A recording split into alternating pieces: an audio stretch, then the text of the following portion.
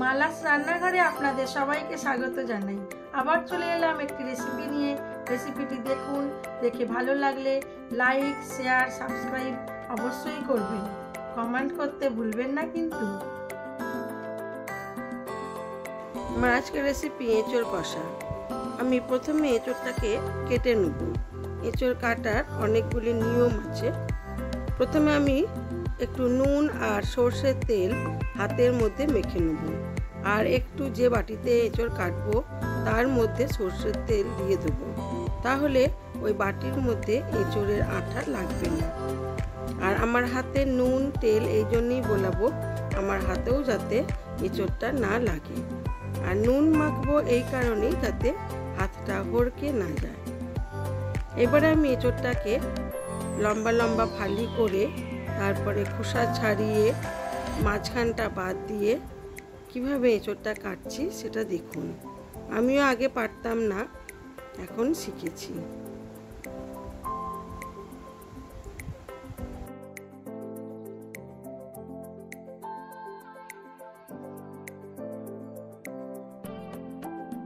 যারা জানেন তারা বলবেন যে এঁচোড় কাটা কি আবার দেখার আছে, তবে যারা জানেন না তাদের জন্য কিন্তু অনেকটাই দেখার আছে। এঁচোড়টা কিভাবে কাটতে হয় সেটা আগে জেনে নেওয়া অবশ্যই দরকার।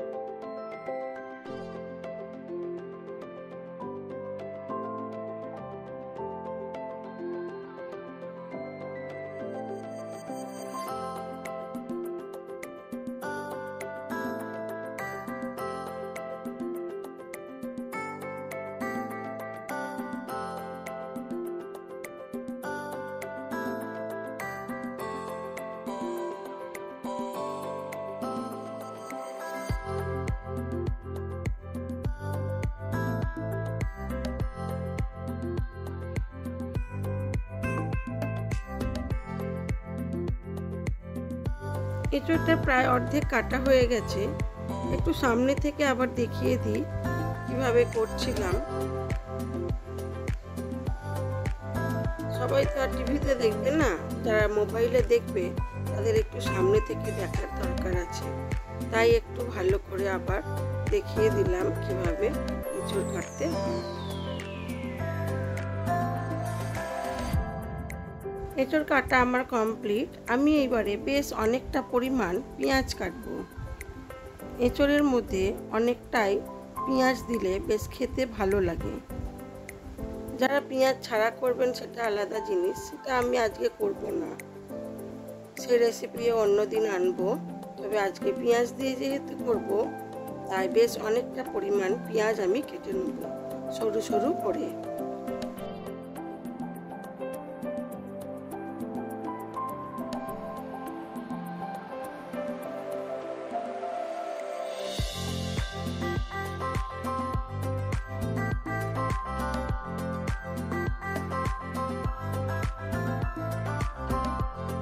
আমি একটা পাত্রের মধ্যে বেশ কিছুটা পরিমাণ জল ফুটতে দিয়েছি। ওর মধ্যে অল্প একটু নুন দিয়েছিলাম আর একটু সর্ষের তেলও দিয়েছিলাম। এবারে দিয়ে দিলাম ধুয়ে রাখা এঁচোড়গুলো। এঁচোড়গুলোকে আমি 25%, মানে 100 ভাগের 25 ভাগ ফুটিয়ে সেদ্ধ করে নেব। খুব বেশি সেদ্ধ করলে কিন্তু এঁচোড়ের স্বাদ থাকবে না।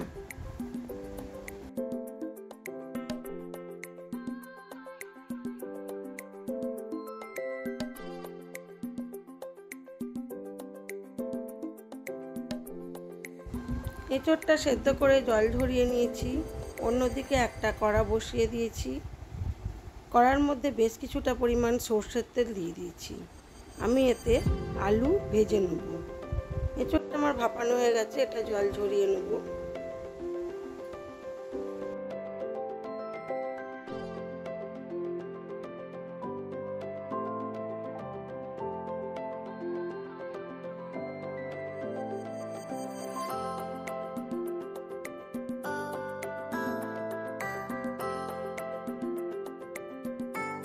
বড় বড় করে কেটে রাখা আলুগুলোকে ভালো করে নুন আর হলুদ দিয়ে ভেজে নেব।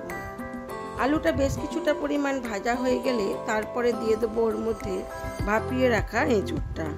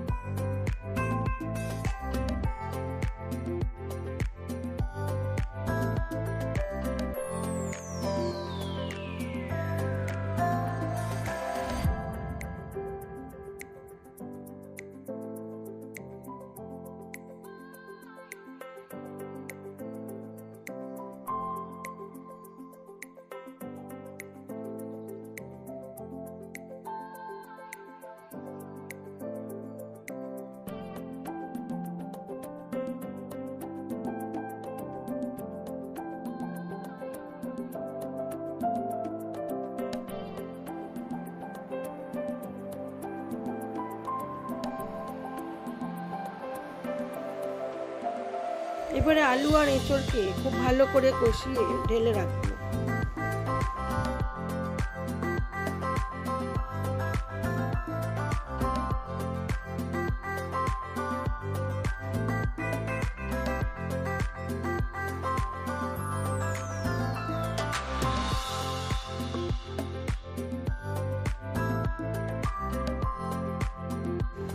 আমি ঢাকা চাপা দিয়ে দিয়েই কষাচ্ছি মিডিয়াম আঁচে। এতে যে কোনো সবজির টেস্ট খুবই ভালো হয়। যদি সবজির জলে বা রসেই বলুন সবজিটা অর্ধেক সেদ্ধ হয়ে যায়, তাহলে কিন্তু সেই সবজি খেতে বেশি টেস্টি হয়। সেই জন্য আমি ঢাকা চাপা দিয়ে দিয়ে মিডিয়াম আঁচে আলু আর এঁচোড়টাকে কষিয়ে নিচ্ছি।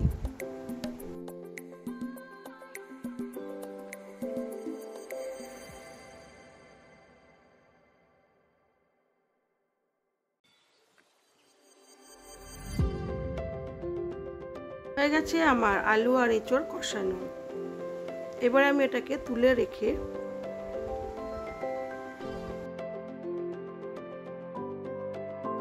ওই কড়ার মধ্যে দিয়ে দেবো আরো কিছুটা পরিমাণ সরষের তেল।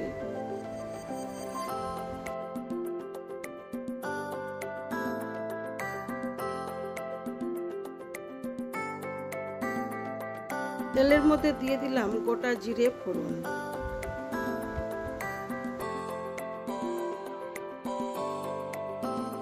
দিয়ে দিলাম গোটা গরম মশলা, তেজপাতা আর গোটা শুকনো লঙ্কাও ফোড়নে।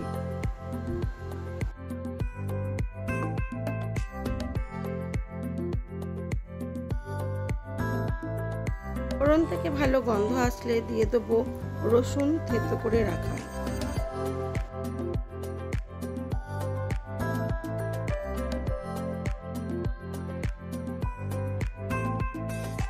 দিয়ে দিলাম পেঁয়াজ কুচিটা।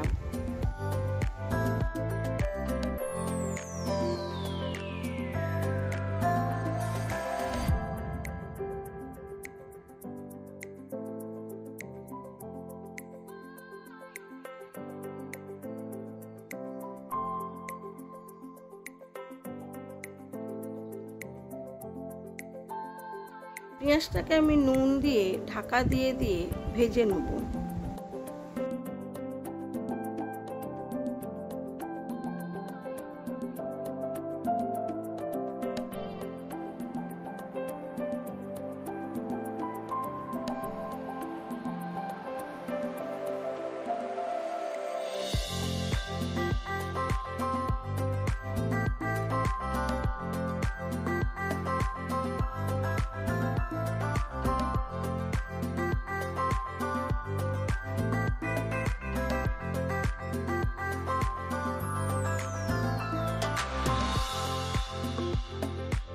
দিয়ে দিলাম আদা রসুন বাটা।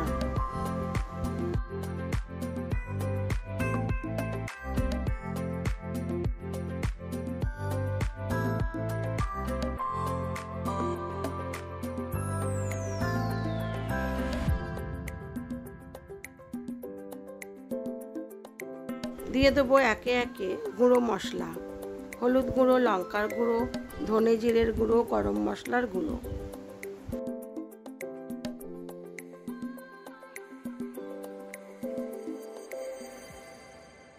আর রঙের জন্য দিলাম একটু লাল লঙ্কার গুঁড়ো।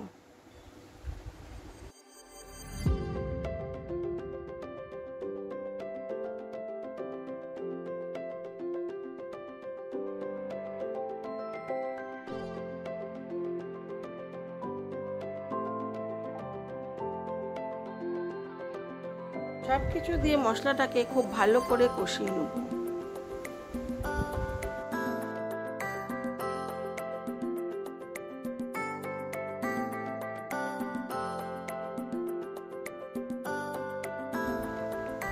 কথাতেই আছে এঁচোড় মানে গাছ পাঁঠা। অতএব আমরা যেভাবে পাঁঠার মাংস বা খাসির মাংস রান্না করি সেই একই প্রসেসে মশলাটাকে খুব ভালো করে কষিয়ে নেব। আমি এখানে একটু দিয়ে দিলাম টমেটো সস। আপনারা চাইলে টমেটোর পিউরিও দিতে পারেন বা গোটা টমেটোও দিতে পারেন। দিয়ে দিলাম মশলা ধোয়া জল।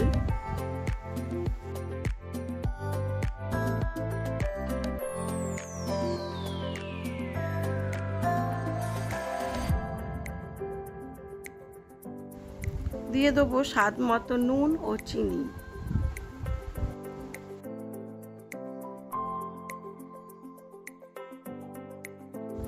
আর দিলাম বেশ কিছুটা পরিমাণ ঘি।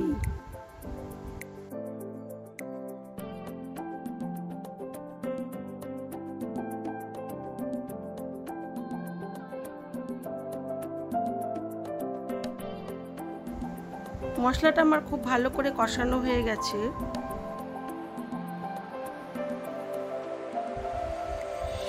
এবার আমি এর মধ্যে দিয়ে দেবো কষিয়ে রাখা আলু ও এঁচোড়।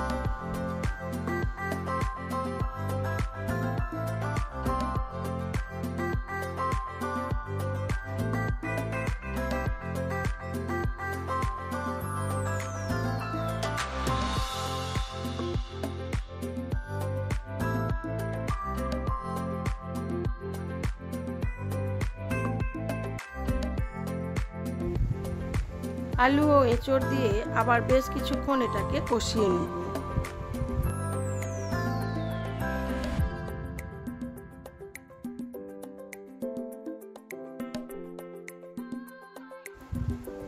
ভালো করে আমার কষানো হয়ে গেছে। দিয়ে দিলাম পরিমাণ মতো জল, যতটা আমার ঝোলের দরকার। এবারে এটাকে ঢাকা চাপা দিয়ে হতে দেব বেশ কিছুক্ষণ।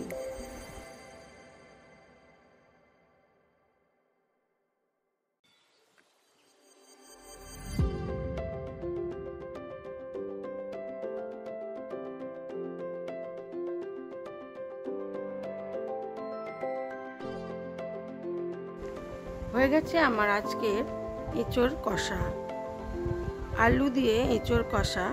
এটা খেতে খুবই টেস্টি হয়েছিল। যে কোনো রান্নাই একটু ধৈর্য ধরে বেশ কিছুক্ষণ ধরে করলে তার স্বাদ আলাদা হয়।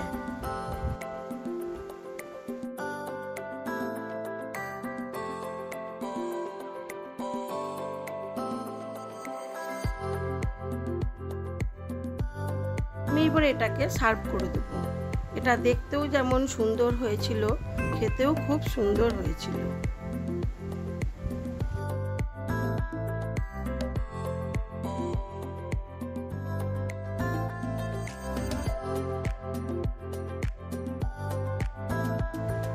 আমার এই ভিডিওগুলি যদি আপনাদের ভালো লেগে থাকে তাহলে লাইক, শেয়ার, কমেন্ট অবশ্যই করবেন।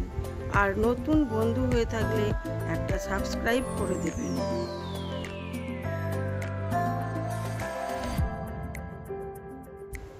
এবারে দেখাই চলুন আমার লাঞ্চ মেনুতে আজকে কি ছিল।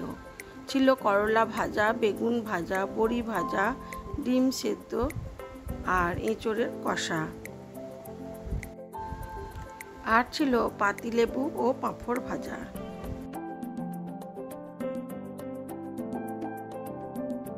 আজ এই পর্যন্তই। সবাই ভালো থাকবেন, সুস্থ থাকবেন, নিজেদের খেয়াল রাখবেন।